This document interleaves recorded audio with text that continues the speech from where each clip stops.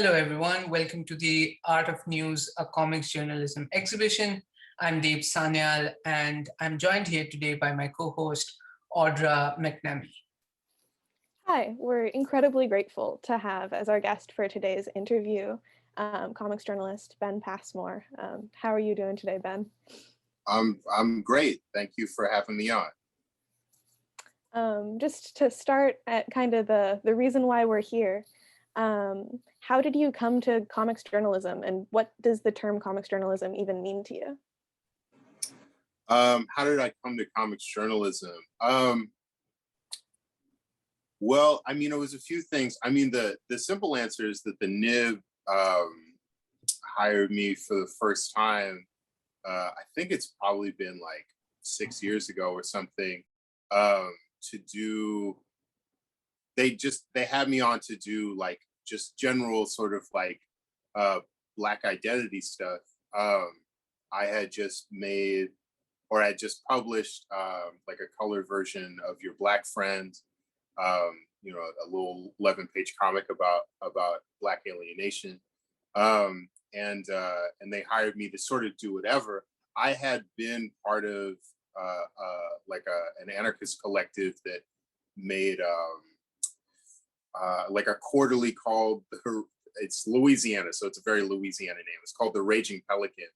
And we weren't breaking any news or whatever, but it was created around like in response to the BP oil spill at the time. And a lot of like decentralized and grassroots sort of like resistance that was happening in the region that no one was really writing about. And for you know, for various reasons, New Orleans, even though it, you know, it's not the community directly affected by the spill, it was sort of the center for news and actions, right? So like fishermen who were blockading BP like boats and infrastructure would come to New Orleans. So we started like going, you know, I started as the sort of like the creative director, right? I could draw, so I was doing illustrations, but also I would do some interviews. Like we started covering things that weren't spill related. Like there was a big taxi drivers strike, which is really unusual for New Orleans. So me and a friend got a reporter, and we would, you know, just hire a cab and talk to them, right? And for me, like even though I'm not from New Orleans, you know, I didn't go to high school there, and that kind of stuff can matter in a lot of cities, but that really matters depending on who you're talking to in New Orleans. But the fact that I was like, you know, just like a Black dude from a poor area somewhere else, right? A lot of these taxi drivers were cool to talk to me about, you know, the situations through at the time, the regulations that they were fighting.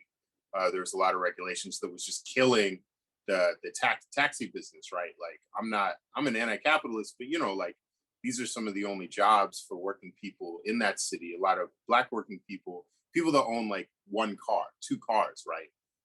Anyway, so I jumped into it just because I was interested in just writing about what's going on. You know, I was part of a sort of like a radical community, right? And we were just, I think we saw the journal as just like, we're dedicating our time to find some information to then, you know what I mean, bring to the rest of the community to respond to. So anyway, that's a long answer. So I got hired by the NIB to sort of continue to do that. And honestly, that was the first time I tied comics and writing about this stuff. So the first thing I wrote about was how me and my friends, we went to Stone Mountain, Georgia for a Klan rally. And, you know, this is before anyone knew what Antifa was, or, you know, I think this is after Occupy. So like some people were like Black Bloc anarchists. I know what that is, even though that's not a thing really in name. But anyway, so I was just writing I wrote a story about how I wore a mask to the Klan rally and I got arrested and I went to jail and I got out. And I just wrote about why people were like, what happened, why people wear masks. I also had a conversation with some guys who were just picked up, who were in my holding cell, who had been picked up, that were from, I think they were from South Carolina, and they're coming to Atlanta to just go to a club, as people do. And they were, yeah, basically attacked by cops and chased across a muddy field, like in their club clothes, right? So I wrote about that too. And honestly, like to begin with, I think I had a lot of skepticism about comics journalism, even though I'm hugely influenced by like Joe Sacco, you know, I think as a lot of people are. But for me, I was like, you know, like I'm not embedded in Bosnia, you know what I mean? And writing like, you know, a whole book about it. Like comics is like a really inefficient way to communicate straight information, right? But over time, I was like, you know, I think the thing I'm communicating is like a specific experience. So that tended to be my angle, sort of going from there. You know what I mean? And I think I've leaned a lot on my POV over time. Like initially, my first Nib comics, I think, were like stretched out articles, like a lot of interviews. Like I still do a lot of research, but that I think ends up being more about building the world. Anyway, now I'm answering questions you didn't ask. That's my answer.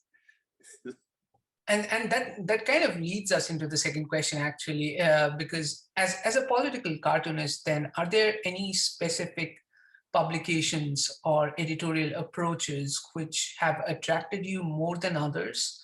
Or conversely, are there any specific journalistic style that you absolutely avoid while you work on your comic books, work on your cartoons and comics? I mean, in terms of publications, you know, the Nib was the first person to hire me for this specific purpose. I really like working with them, and I've had opportunities to work for other outlets. But I think because, like, I think the Nib hired me primarily to sort of write about the Black experience, as it were. You know what I mean? And when I think it became immediately obvious that what I wanted to write about was that about like my weird anarchist POV when it comes to like decentralized movements, like anti-fascism and stuff, which I don't think is what Matt and them had in their head as the thing I was going to write about.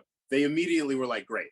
You know what I mean? They immediately trusted me as an artist and respected me, you know, not as just like, you know, purely as a token cartoonist, which plenty of people have hired me for that. You know what I mean? I think that comes with, you know, being a marginalized person. Like I'm not mistaken. Like I know why I'm here. You know what I mean? Like, so, but I didn't really experience that in that way. They were just like they would hire me, like in the beginning, they would like request a topic, you know, a lot, like something that was in the news. Like for instance, I was hired to do a comic about the ACLU. And, you know, like as an anarchist, like a purely legalist approach to resistance is not interesting to me. You know what I mean? And I think another publication, you know, someone else hiring me would be like, when I say like, okay, I'll write about the ACLU, but I'm not really interested in them. And that's what the comic is going to be about. And I'll explain it, you know what I mean? Another publication might be like, well, man, you're hired to do an ACLU comic. But I ended up writing about, I started it before like the Charlottesville stuff, you know, like the big Charlottesville protests happened, right? And I was actually writing about, because there had been like two I mean, there's been a lot of marches in Charlottesville, but there have been two, like the Klan had showed up a couple times before, you know, like the big, you know, like alt-right sort of like squad unity thing happened. So I was actually writing about that and the ACLU's response to that versus their representation of Klan members and Nazis in the past, right? And talking about that. And then the Charlottesville stuff happened, and I knew people that went, right? I was like, okay. So I was like, not drawing yet. But anyway, so I just pivoted to that. So anyway, and the Nib was super into that, you know. So I've mostly stuck with the Nib, although I've worked for other people to sort of do smaller stuff. Like even the New York Times, I did like a 1-page about getting ready for a protest. In terms of styles, like I'm actually, you know, like Joe Sacco is a big influence, but like when I was starting, I think one thing that felt important was to represent myself, which is true, like as someone who's at the demo. And even when it turns into a riot, I'm there, you know, especially like, because in response, like, you know, I was involved in even organizing demos in New Orleans, and people would be like, oh, white people need to protect us, you know, da da da, or like, this shit is getting kind of crazy. Like, as a Black person, I'm gonna leave. And people should take, you know, make their own choices, right? But I had a gut response to sort of this idea, and this could be in part my projection, but this idea that Black people are fragile, you know what I mean, or incapable of like handling this.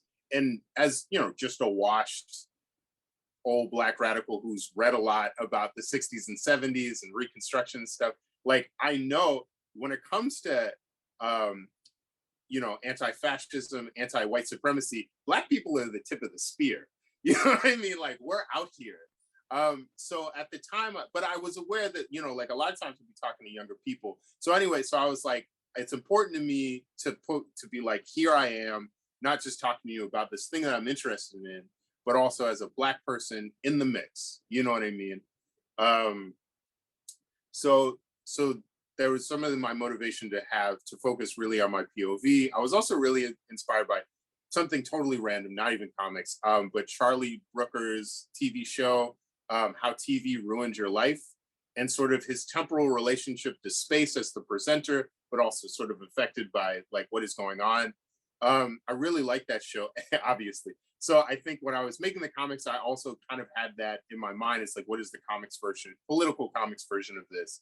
I think something that, and I think for a while, the reason I wouldn't be like, I'm a comics journalist, I think the one reason was like, I'm not pretending to not be, you know, subjective. Like, I have a very strong opinion. Like, this is very much, I'm drawing this, right? So it's not even like, there's not even the illusion of video, right? Where it's like, clearly this is also a subjectivity, right?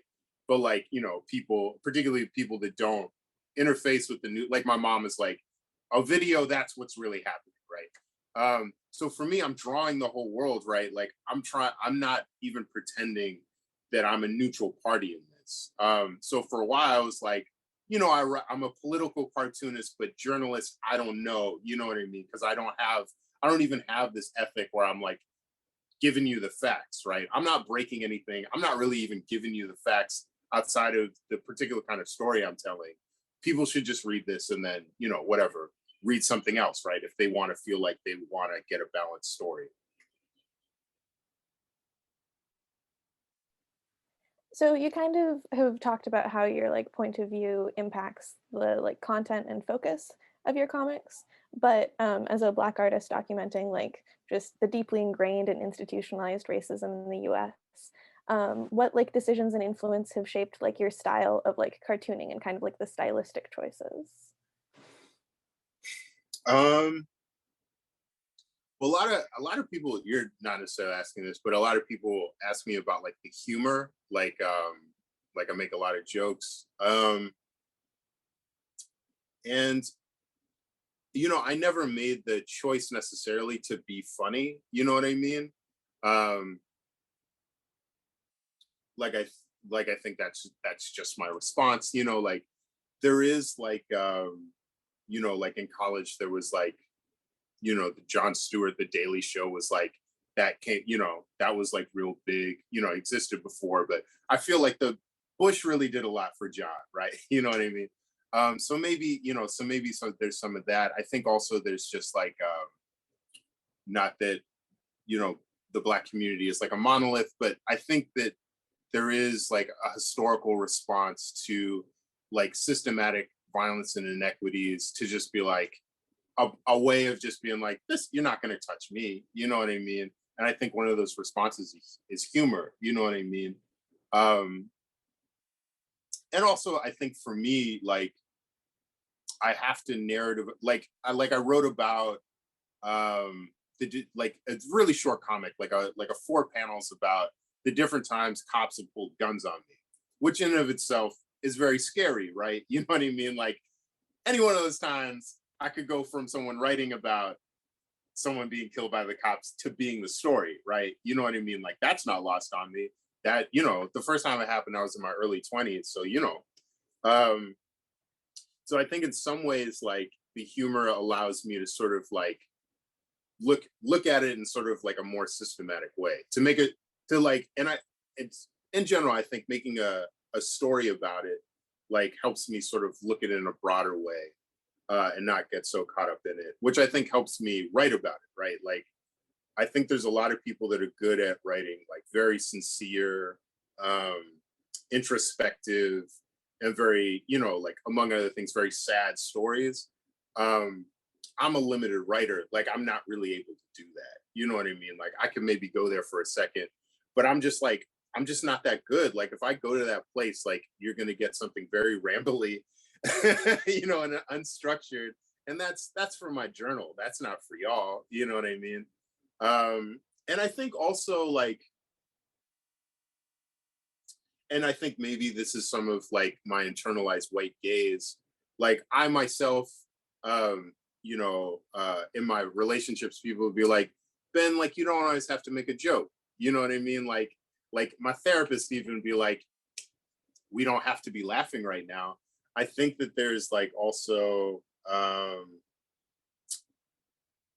there's a part of me that thinks like I definitely, particularly as a nib creator, am writing for like people who like will agree with me to a degree. I think, you know, it's like one of the few anarchists working. Like, if I get to like police abolition, I mean, these days people, I think, you know, especially because, you know, defund the police has been sort of co-opted by like a more sort of like moderate sort of like liberal tendency. But, you know, prior to that, a lot of people, like, I'd write like no cops and everyone would be angry at me. But as someone who's Black, who's like readership, particularly for a while, was primarily white. I think it's like it's gotten more diverse or whatever.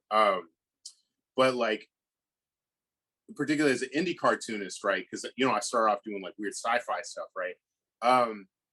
I think for me, like, the humor in some ways, I think is just sort of this reflexive strategy to be humanized by the white viewer. You know what I mean? It's like, because, right, it's like I was talking to a friend of mine, it's like, there are plenty of white people who still think I don't feel pain in the same way, right? You know what I mean? They like are pretty like, they think I'm entertaining, but maybe they don't think that I feel emotions as deeply as them, right? Like, that's like true. Yeah, that remains true, you know? So I think in some ways the humor, when talking about something like systematic whatevers, like, I think, and even personal experience, right? Like, I think there's a lot of people who would be like, well, if I as a white person had a gun pulled on me by a cop, like, that's crazy, but like, that's unusual for my life, and they maybe assume that that's normal for me, you know, which it's not, you know. So I think in some ways the humor is to try to like, is an attempt to sort of like open this door, right? It's like, it's maybe humanizing me in a certain way. Yeah.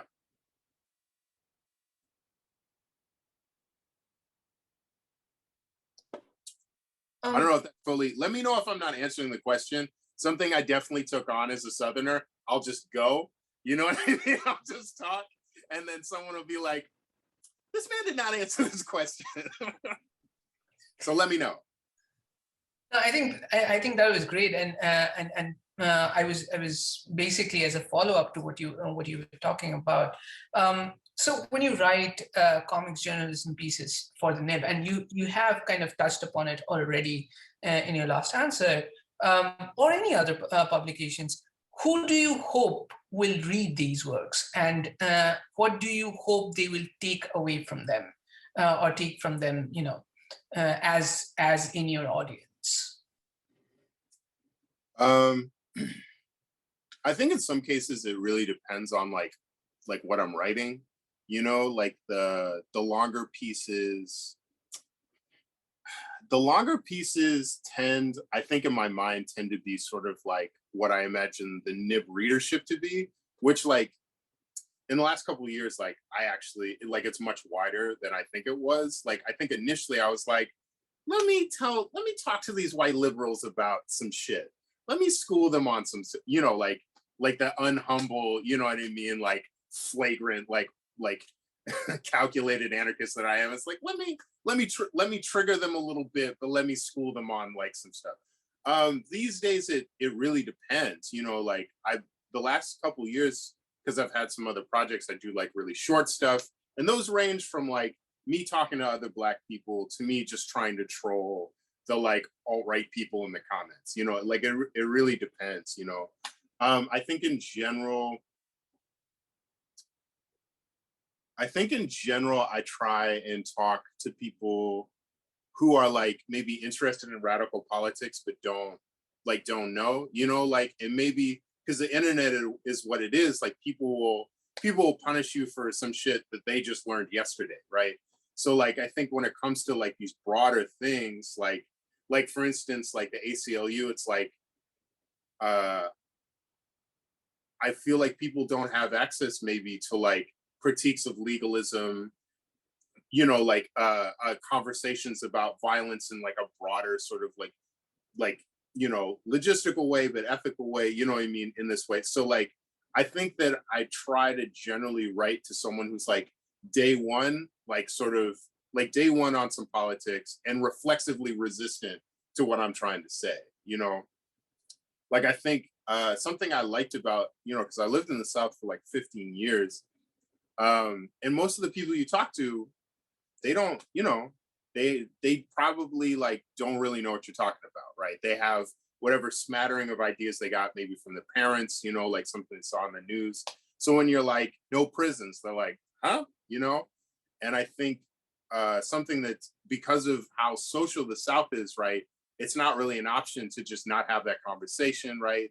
Especially if they're your neighbor, you know, your neighbor in New Orleans, that's who's going to check up on you, right? There's no one calls the cops there, you know, like you know, that's who's going to get your mail, right? That's who's, you know, someone breaks in your house, that's who's going to call you, right? Maybe even come out with a bat.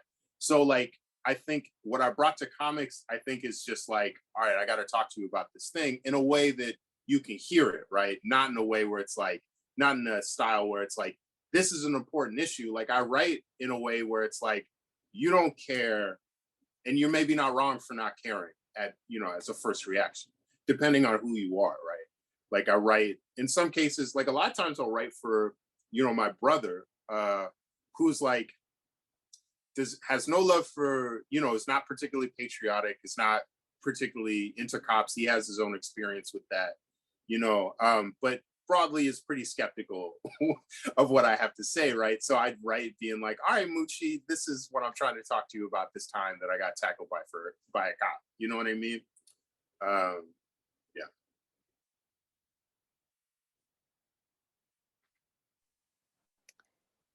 Along with comics journalism, you have a lot of like other genres under your belt and that you like still return to, like fiction, horror, science fiction. And is there a specific genre that you feel more comfortable with or like more drawn to?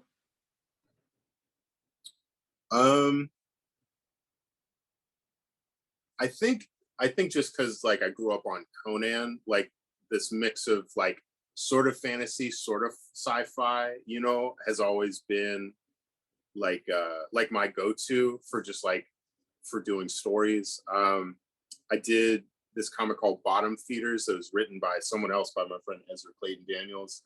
And he got me really into horror, you know, which I haven't done a lot of, but I like a lot now as just like as a genre. I mean, in general though, like if I'm left to my own devices, like if you're like Ben, do write something, it's gonna probably be like sci-fi. You know what I mean? Probably not hard sci-fi, but maybe like I got hired to do a story about the future of, you know, like future cities. It's in this anthology that whose name I should remember because they sell in the book. Anyway, I apologize to everyone. But yeah, I mean, it's I did a hard sci-fi about, you know, like about application, you know, apps integrated into security and house system, you know, smart houses basically. So I really, really like that stuff. And when like not in the middle of doing like a, you know, editorial or something, that's always when I sit down and write. That's like usually what I write in terms of stories.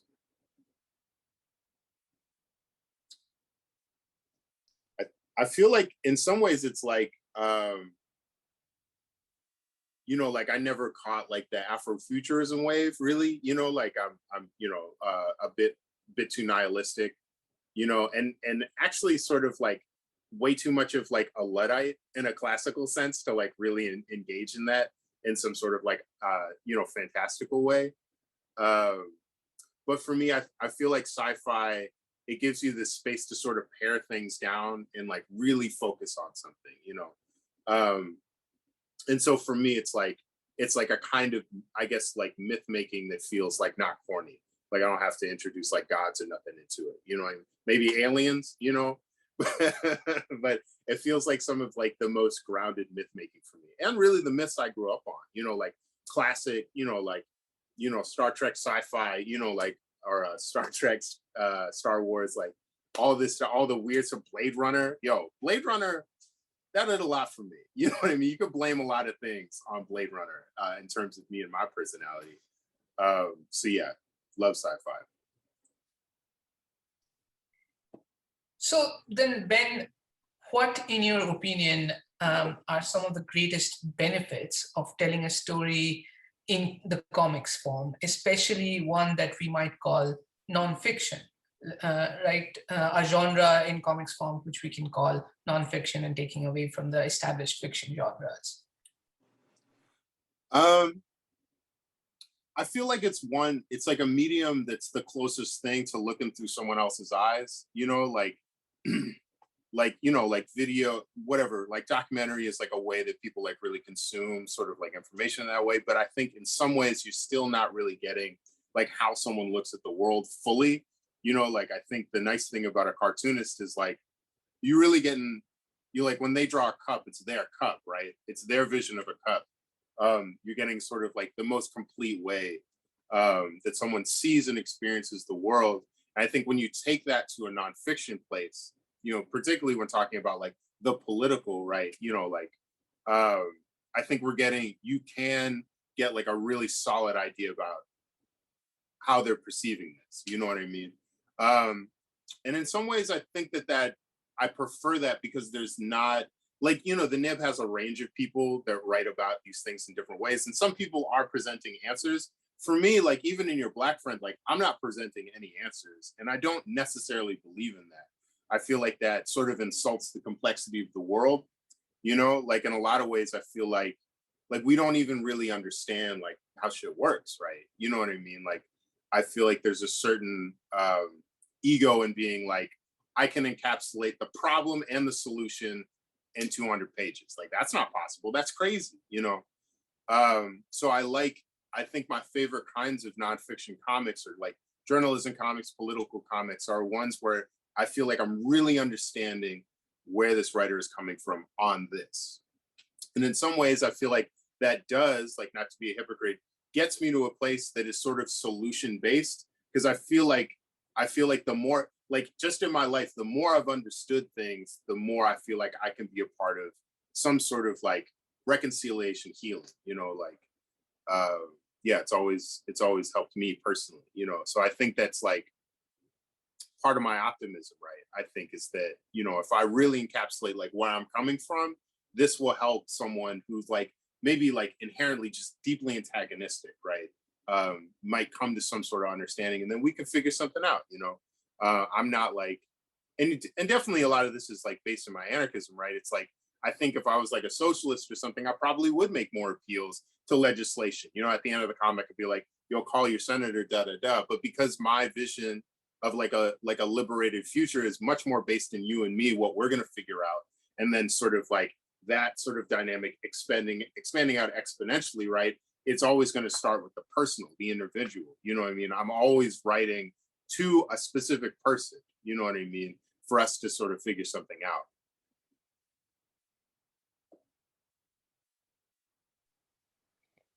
Getting into maybe the like technical way that you conduct your work, how do you tend to conduct sort of like your preparation for a comic? Like when you do field work, Do you take lots of photographs or sketch things or take notes? Um, it really depends. Like when I did sort of like I did a comic about the riots here in Philly. This is, the photograph is of the riots in Philly. Like you know, I've been to that. That was like unprecedented here, like a lot of other places, right? That level of like anti-police action. But I've been to a lot of things like that, right? So like I have, you know, there are a lot of press people and they bring cameras, but like, you know, if you get really close to particularly like very experienced like anarchists who are like doing what they need to do, right? Whether or not they're in a block by themselves or they're part of like, in the case of Philly, like it was like all genders, all ages, all races that were just like attacking City Hall or like attacking, you know, like the major like the Walnut or whatever, like these major like capitalist corridors or whatever, they're in the mix, right? So if you bring out a camera, that camera's probably going to get broken. You're probably going to get punched in the face, you know? So I've known that for forever, right? So I don't bring my phone or a camera to any of these things. I don't bring no recording devices at all. So I'm just relying on like my memory, and then like depending on, I can Google Maps if I want to know what the street looks like. Yeah, I don't bring a notepad. And I think also like for me, like when it comes to that specific thing, if I'm coming in primarily as like a viewer, like as a reporter, like I'm not going to have the sort of like interactions that I'm trying to have, you know what I mean? So I just go as Ben, you know, in that case. And you know, and that really worked out because I ended up having this like this conversation with this guy. What the comic ended up being is like I ran into a person and we ended up having a conversation about like basically like riots like riots role in Black liberation. And it ended up I wish that, you know, like I could have filled a book out of this just one talk, which was probably only like 20 minutes or whatever, because we had so much stuff. And then in, you know, total riot style, I never saw him again, right? You know, like something broke and then he was gone, and it's like that was our conversation. So for that stuff, I'll have the experience, and then I'll do some research later in terms of numbers, to sort of like, you know, try to give people the full context. When it comes to something like the ACLU, I'll do a lot of reading. I'll do a lot of reading. I might hit someone up, and this was like when I was starting out, I would do this more. I'd like hit up an expert, you know what I mean, and like interview them, and that would either give me like backgrounds on like, you know, the comic in general, and you'd never see, you know what I mean, there'd never be a panel with like someone talking. And in that case, it's like if you know, if I was going to hit up, like I hit up some people I know that went, I'm not going to feature them in a comic, you know what I mean. So yeah, there might be some interviews for context or whatever, and maybe I'll fit them in, and then yeah, I mean, there's a certain point. I mean, I don't, you know, this is not unique to my experience, where you're just like, all right, you have to stop because there's too much information, right? And I have to start paring down.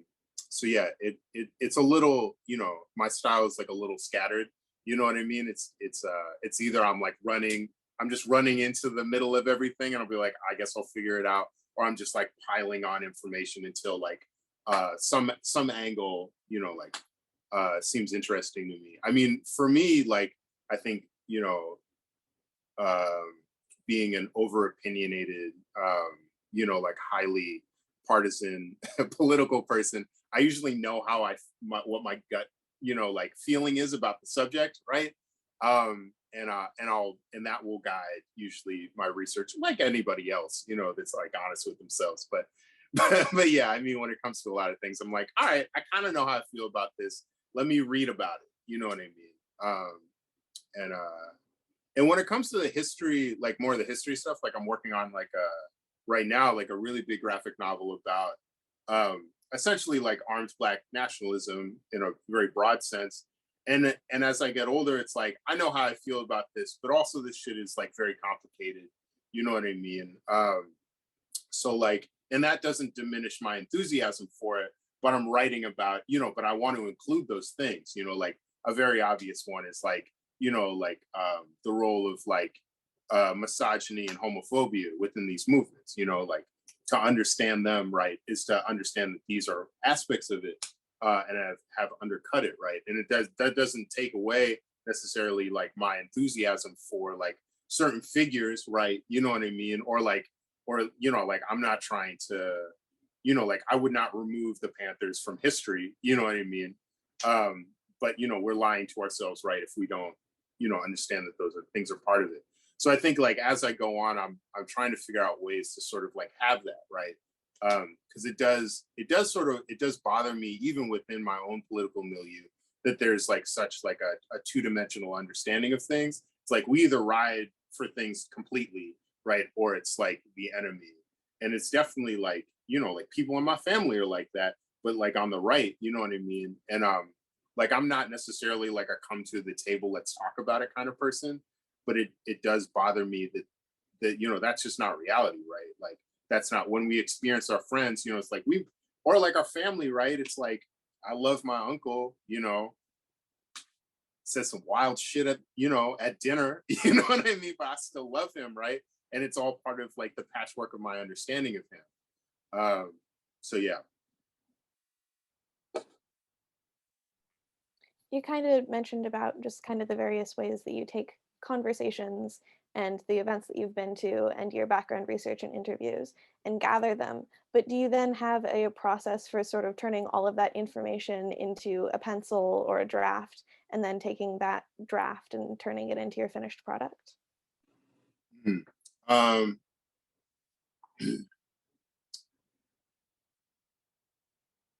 Yeah, I think so. Like with when I was writing about the conversation I had with this, this guy during the riots, the first thing, I mean, that was easy because I had a conversation. So I was like, I try to remember what I remember from the conversation. So I usually begin, so I always begin with, well, in that case, I just started with the script. A lot of times I'll start with bullet points. And I'll try to like, construct just like a classic narrative out of that, right? And it always starts with like, context, building up to something. In the letters from the Stone Mountain Jail, the one where I went to the Klan rally or whatever, I was really building to the moment where I had a conversation with those guys in prison, right? Which is only a couple panels, but I knew that that's what I was building to. So there's a lot of like just like very classic like story building stuff I try to do. So it's not just like a series of things happening and then the comic is done. So there's that. When it comes to the visual, like the visuals, like outside of just like representing like where we're at, right? Which is like usually like what, where you have to start. I think some of this stuff is like, a lot of it is just trying, it's comics, right? So I'm trying to like, have images that sort of like boost like what I'm trying to say, you know what I mean? Or sort of like illustrate what is happening. The Philly riot stuff was like difficult because I was trying to draw things that actually happened and then also do that, you know what I mean? Yeah. I think I probably lean too heavy on just sort of like I get too creative or I take too much creative license sometimes when things happen, and enter too much into just a very ham-fisted visual metaphor.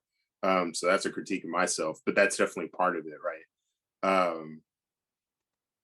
So yeah, I don't know. It really, I wish I had a better answer, but it really depends on the story. You know what I mean? It's like, it's one thing with the Stone Mountain thing where I'm there, right? You know what I mean? And sometimes that's like a burden because I want to include things that are significant to me, but not significant to the story. Like the experience of, yeah, because I was arrested, right? I was tackled, I was slammed on the ground. There was a whole bunch of like pretty predictable, like, funny stuff the cops did with my like handcuffs, which is like the most significant part to me. I don't know if y'all have been handcuffed tightly. It sucks. It's so the bulk of my experience personally was like the pain of being handcuffed tightly and then seeing this white kid having a great time with his handcuffs, right? And being like, what? And all the cops are black, right? So I'm like,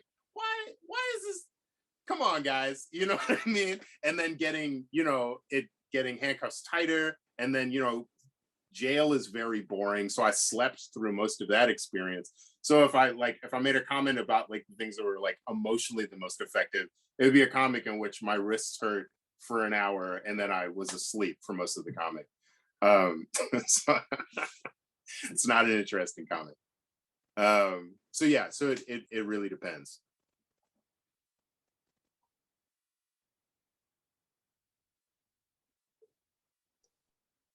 Ben, you mentioned you're working on these black arms to hold you up. I think that's your graphic chronicle of black armed resistance, right? And so are there stories that you have to leave out or that you feel would be too difficult to tell in the comics form while you work on this work, on this text? Difficult, like in what sense?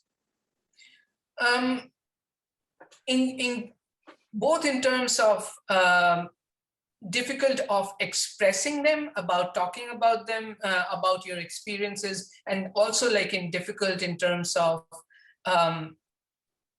articulating them, just like showing them on the page, bringing them out, and communicating the real emotion, the raw emotions that kind of go behind those images. Right.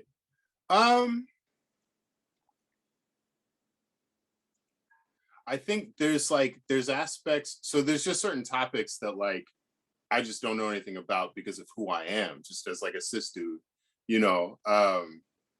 And I've tended to write about things that happen to me from my point of view, in part because it's like I don't, you know, like what am I doing trying to write about an experience that's not my own? With that, when it comes to something that's like more history stuff, it's like I have to write about, you know what I mean, you know, subjectivities that are not my own. And for me, that's always a struggle, mostly because I'm not trying to take positions that I just don't know about. Like I can ask, you know what I mean? Like I have, you know, I have the benefit of having mostly friends who are nothing like me. You know what I mean? I think it's definitely one of the benefits of coming up in the subcultures that I have. You know, like for a while, it's like I was the token cis friend in my group for years. You know what I mean? Which doesn't mean I know some shit. You know what I mean? There's friends with me that came up, like particularly in high school, all these white kids who are like have some wild opinions about race that they did not get from me. You know what I mean? So it's not like proximity can do anything for you. So I think that doesn't mean that I'm taking anything away. I think that like both consciously and subconsciously will probably determine like how I write about things, you know. But in general, it's like anything in comics, and I think maybe this is just like I don't know what this is. If I'm just like an old comics head from the 90s or whatever, I'm just like, you could write comics about anything. You know what I mean? Like even stuff that makes no sense to. Yeah, make a comic about music. It's not an auditory medium at all, you know, but fuck it, you know?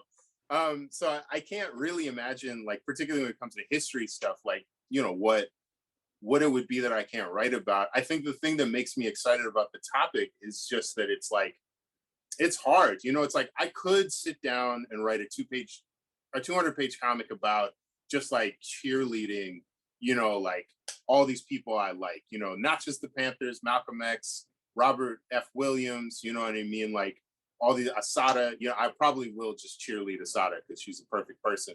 But, you know, like most of these other people are very, very troubled, you know what I mean? And I feel like it would be dishonest to not try to include things. And, you know, I mean, there's other things going on. Like, I think a lot of people are pretty hesitant to write or to create content with a sort of, that expresses a lot of mixed emotions about our heroes, in part because they're not written about a lot, you know what I mean? And a lot of non-Black people will read these things and you don't really, one is hesitant, you know, to feed into the stereotypes that are projected onto us. But I guess I feel more motivated to sort of like both learn myself, because it helps me understand these people in our history more, to understand all of them, right? But also it feels like I think I'm more motivated by like, I don't know, sort of like reporting back to the group, if that makes sense. Like, I come from like a milieu that is very active, right? That's like my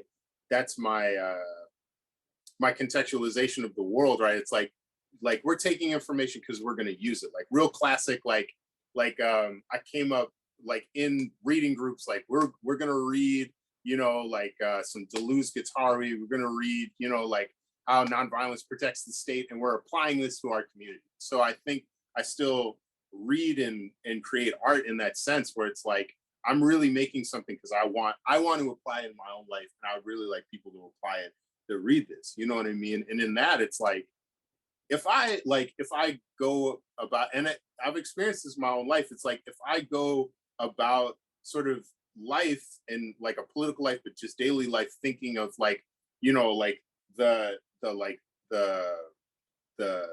black male revolutionary who's just spitting game, you know, like just saying knowledge, you know what I mean, and acting, and you know, almost this like messianic figure, right?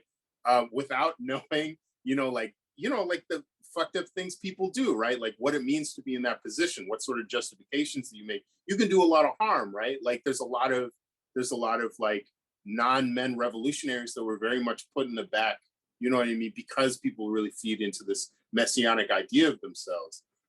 So I just think it's important, you know. Yeah, that being said, I'm probably not going to feature a lot of music, unfortunately, because that's just a lot of like music symbols to draw, and just like lyrics. I still have not solved how you draw music. So I'm never gonna. I once got, you know, someone offered me a job doing like a biography of the band, and honestly, I didn't take it for that reason. It's like, I don't know, you know what I mean? I don't know how to do that. And shout out to people that really try that, because it's an uphill battle. I avoid drawing horses too. They're very complicated. I hate that.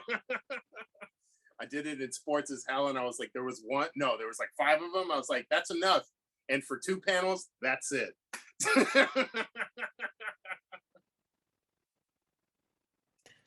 All right, going off of that, and this is going to be a little bit of a lengthy question. So so it's a 3-parter. Are there projects that you feel drawn to work on that you haven't been able to create yet? And how do you decide what stories to tell or report on? How do you make the decision? So you might be encountering so many different subjects and topics, even like in one event. When you let's say you go to a particular riot or an event, there might be so many different stories to tell. How do you pick out one of these or 2 of these and to work on? And finally, are there projects that you're excited to work on that you haven't been able to yet, or that you feel are, you know, going to be challenging to translate into a comics format, and which is why they are drawing you further, like they are more attractive to you? See, the first one is what projects am I drawn to? Yeah. I'm a bad student, so I gotta. No. So this is like the classic too lengthy question thing. So yeah, the kind of work that you're drawn to, but you haven't been able to work on yet. I'm super. Yeah, there is a lot of things. A lot of them, like I have a lot of fantasies about being able to like travel places and write about them, like in a comics way, like when we, you know, it'll be anything. Like there's a lot of uprising stuff that I would love to be able to go to. Like we've had a couple times where there's like, you know, like across the globe, there are like all these uprisings that are super interesting, like super exciting. And particularly because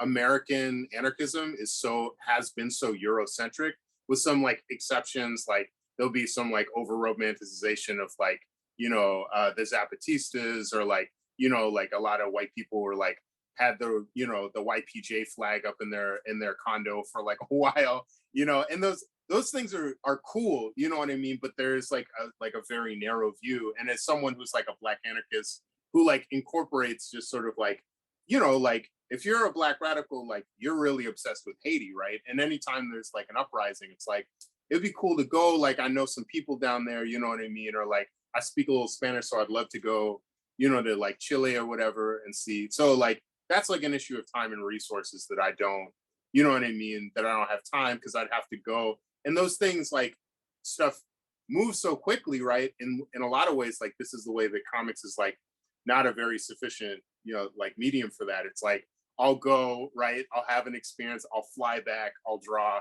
shit has changed. You know what I mean? So there's a lot of that stuff. Or even in the United States, like I'll see like something will like come up in the news that that is like related to things I like to study. Like the most recent thing is like the rise of the Moors, right? Like the Moorish, like I don't even know what you call it, like Moorish identity, Moorish religion, like that is related to Black nationalism in ways that are actually like less direct than one might think. And I'd love to like, these guys are in Rhode Island, like I'm from New England originally. I'd love to hit these guys up and just talk to them and write about sort of like, all of that, right? Because it's all really interesting stuff. People think of it as just sort of like related to like white sovereignty movements. It's not, but its history is really interesting, and comes from like a much more rational place than I see people write about on the internet. So I'd love to do that. Or sometimes I'll get like really obsessed with one particular radical, alive or dead. Like recently, there's this guy in Western Massachusetts who was a meme for a second because he knocked out a Trump supporter. And in his life, he was a meme for a second. People like, put the song Try Jesus over it.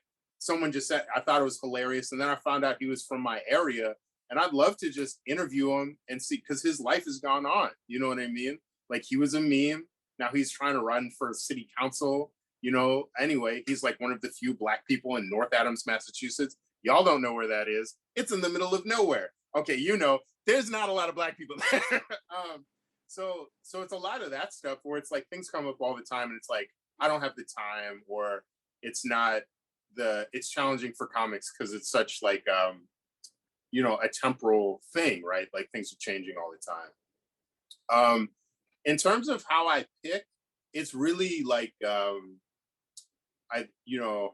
it's unfortunately like a not very artistic answer. It's like a lot of times I'll do something because someone hired me. Like they'll either be like, in a really good case, they'll be like, do something, and then I'll try to pick things that are sort of like related to whatever is like in the popular discourse.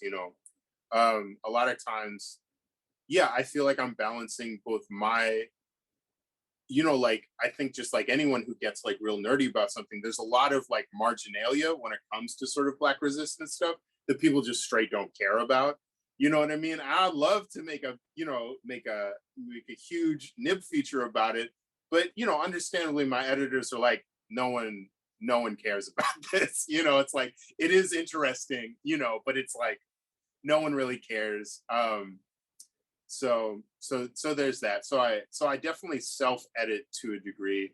Once in a while though, I'll get lucky. Like when I was doing the Monuments comic in New Orleans, like Take 'Em Down, that was a topic that was like no one really cared about yet, but it became news like almost right before I was finishing. So that's happened a couple times where I'm like writing about something that's more interesting in my life, you know what I mean, that is related to sort of a national thing, and then it becomes news. But you can't count on that, obviously. What projects am I excited about?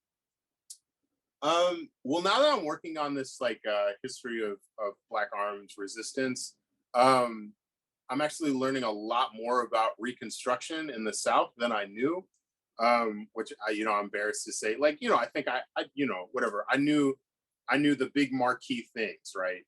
But but there's a lot of and it's cool. It's interesting because people are writing about Tulsa, right? Which is like an important thing, you know, like the bombing of Black Wall Street, but also just like that title, right? The bombing of Black Wall Street. One is going to assume why I don't think that is the most significant. That's not the thing I would want to write about, right? It's like, I don't care about Wall Street, do whatever. You know what I mean? You know, I'm an anti-capitalist, right? So there's all these resistances, like for instance, things that are not even necessarily like just Black people. There's the story about this guy whose name I can't remember right now, but he was in Mississippi and he found out that there was a bounty hunter that was kidnapping Black people and bringing them to Alabama. So he decided, because he was white, he was a teacher at an all-Black boys school, and he was like, all right, I'm gonna dress up like a Klansman and I'm gonna go beat up this bounty hunter and kick him out of town. So he does it.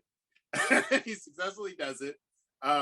Which is these are the proto Antifa people we really need to be reading about. So anyway, so that story of itself is interesting, but also it kicks off, you know, there's a white backlash, and then there's like there's a lot of like fairly organized Black militias that they would come from a town over when they heard that white people were out trying to lynch people. And there was a whole little mini war in this. I can't remember but there's a bunch of stories like that. So I'd love to do a comic that's just about that. Because a lot of this stuff, like the white rifle clubs, like if you take away the dates and the old-timey clothes, like a lot of this shit is like the same. Like all the shenanigans with the voting boxes, that's from then. You know what I mean? There were white rifle groups like moving voting boxes, like standing around them, you know. So I feel like a lot of that stuff is interesting, just because it's a story about us, and it's a lot of what kicks off, you know, Reconstruction in the South kicks off a lot of, like, in some ways more than chattel slavery, kicks off a lot of like contemporary American like race problems, you know. So I'd love to do a book about that. I don't know if anyone will give me money to do that, but I'd love to write about that.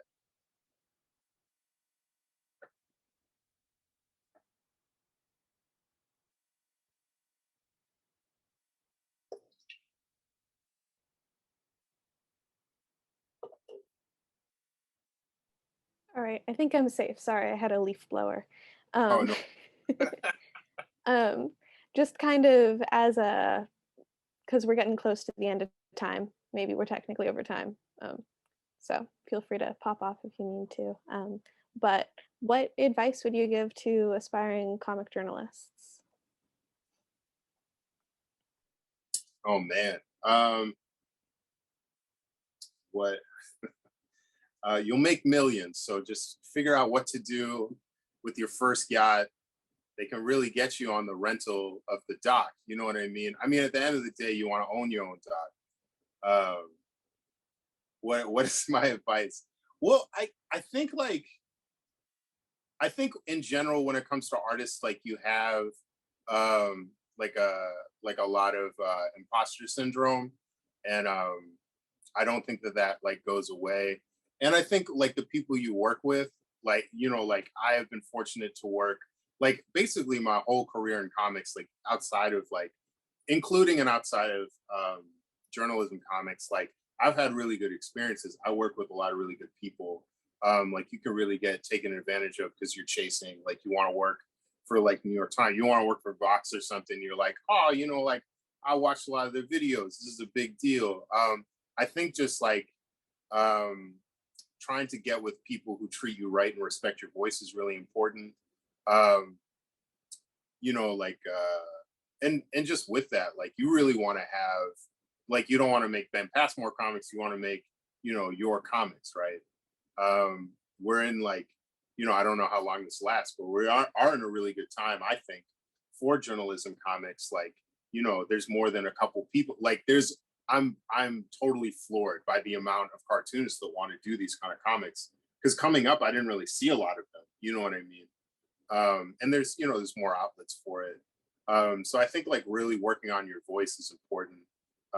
Because, you know, and and you know, you want to get outside. I think the hard thing for cartoonists, right, is we're weird people, right? You know, like you got to be weird to really stick with this archaic sort of art form, right? And like a lot of these things is just like advice I got just for as a cartoonist, right? It's like for me, particularly for the comics I want to make, it's like it started with me being outside, you know, and having this relationship to like a particular kind of community that I ultimately is like who I wrote about and for, you know, particularly starting out. So if you know, you want to do journalism comics, you really got to be out in the world. You got to figure out how to talk to people. You know, it's different than doing like diary comics or, you know, like, you know, whatever fantasy comics. It's like you're speaking to an audience in this way, I think more than like other mediums in a lot of ways.